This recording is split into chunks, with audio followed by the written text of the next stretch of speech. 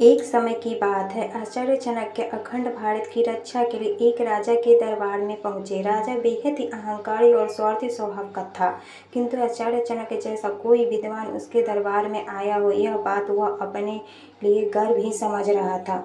वह आचार्य चाणक्य के आगमन से प्रसन्न था। उसने आचार्य चाणक्य को उपहार स्वरूप एक रत्न जड़ित बेशकीमती तलवार आचार्य चाणक्य को देने के लिए प्रस्तुत किया। आचार्य चाणक्य ज्ञान और भविष्य दृष्टा से धनी थे। उन्होंने प्रसन्न मुख से राजा के स्वागत संस्कार का साधु अथवा धन्यवाद किया। आचार्य चाणक्य ने कहा, अगर तुम मुझे कुछ देना ही चाहते हो तो मुझे एक सुई और अखंड भारत में मेरा योगदान दो। यह तलवार मेरे किसी काम का नहीं है। सुई फटे हुए कपड़े को सिलाना जानता है, तलवार का कार्य खंड खंड करना, इसलिए यह तलवार मेरे किसी काम का नहीं।